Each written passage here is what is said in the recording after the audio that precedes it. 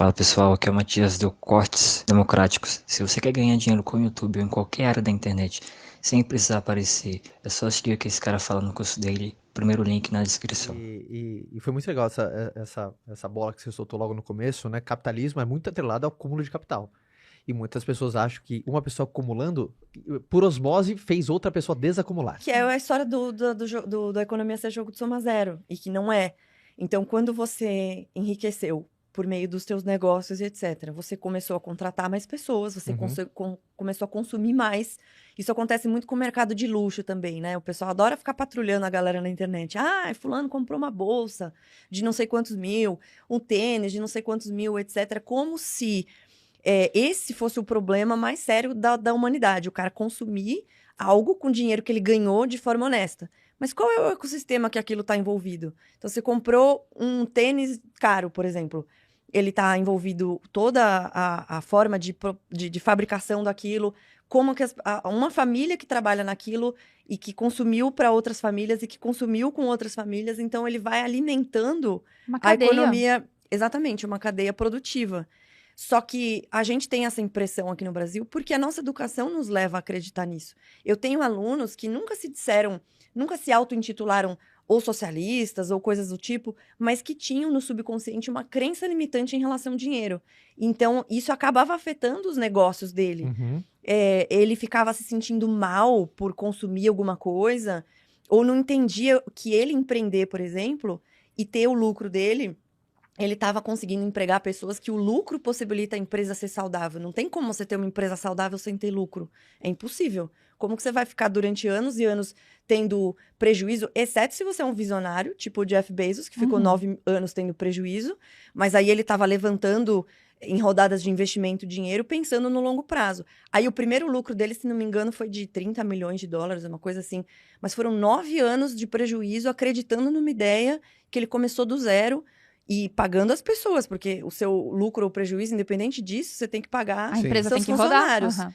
E você não pode deixar. E aí o cara, não, mas aí o funcionário ele tem que ter a divisão igual da do empreendedor. Pô, mas o empreendedor teve todos os riscos, pagou todas as estruturas. Se desse errado, ele ia ter que colocar o rabo entre as pernas e desistir e arcar com o prejuízo, pagar os investidores, sei lá como. Então, é uma situação que as pessoas não entendem. É super simples e óbvio.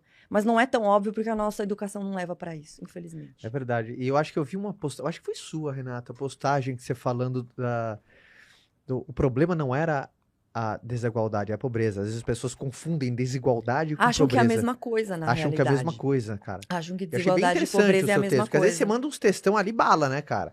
E é legal, porque... Texto, vídeo. Porque você... Vem porrada de tudo quanto é lado. Só um parênteses.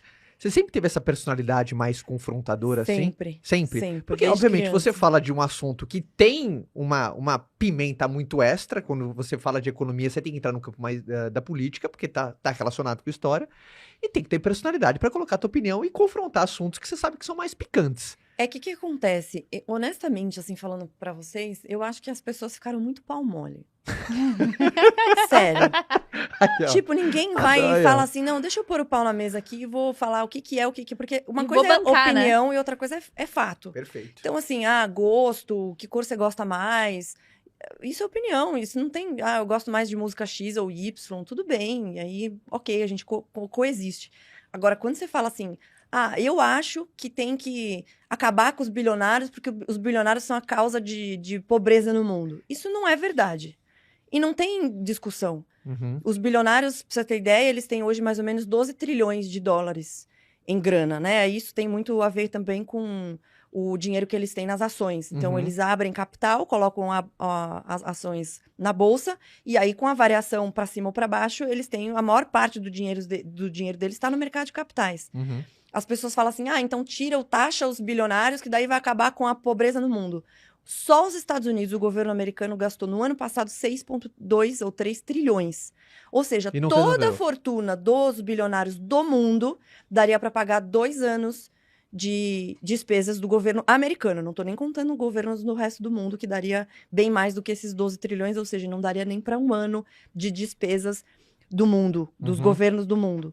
E aí, se as pessoas não entendem que você não pode pegar o dinheiro deles, porque eles não estão num cofre lá do tio Patinhas com as moedinhas que eles Sim, podem nadar. sim. Se você pegar o dinheiro deles, você vai ter que necessariamente vender as ações deles. E aí, o que acontece com as ações? Vai para outra pessoa.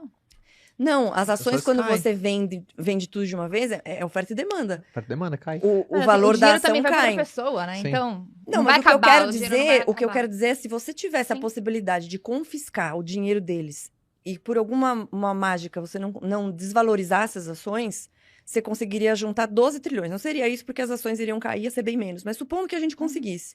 Ele não dava para pagar dava para pagar 2 anos de governo Ou seja, americano. O problema do mundo não são os bilionários. E aí você fala assim, não, mas aí eles resolveriam a fome. Tá, aí você teria acabado com todos os setores produtivos da economia, com empresas que geram empregos, para pagar 2 anos de gastos do governo americano. E depois? Você acabou com tudo. E aí você vai taxar o quê? Vai acabar o quê? Não tem o que fazer. Então é uma questão de lógica. Tem uma outra, eu até falei isso num podcast recente, não sei se você conhece o Charles Vicks. Sim, Lá, super ele tá querido fazendo também. agora, lá em parceria com o Grupo Primo, ele e o Lucas Pitt. Eu fui no podcast deles na semana Figuraça. passada. São umas figuras, o Lucas principalmente. E eu tava falando justamente disso. Um caso brasileiro, a Cris Junqueira, do Nubank. Uhum. Ela, quando fez o IPO do Nubank, ela se tornou uma bilionária, né? Self-made, uma mulher que começou do nada também, não é filha de ninguém, nem nada. Fez lá, acho que 1,5 bilhão, 1,7 bilhão de dólares. Se transformou em bilionária. Daí, nossa, temos que acabar com os bilionários. Aí, ela lançou as ações caíram, se não me engano, 40% desde do IPO. Ela não tem mais 1 bilhão, ela tem 700 milhões. Ela ainda é muito rica. Mas 700 milhões em patrimônio, né? Ela não tá num cofre lá, que ela pode nadar do tio Patinhas. Mas o ponto é, ela fica legal ou ruim, malvada ou boazinha, de acordo com as ações? Uhum. Se as ações sobem ou descem?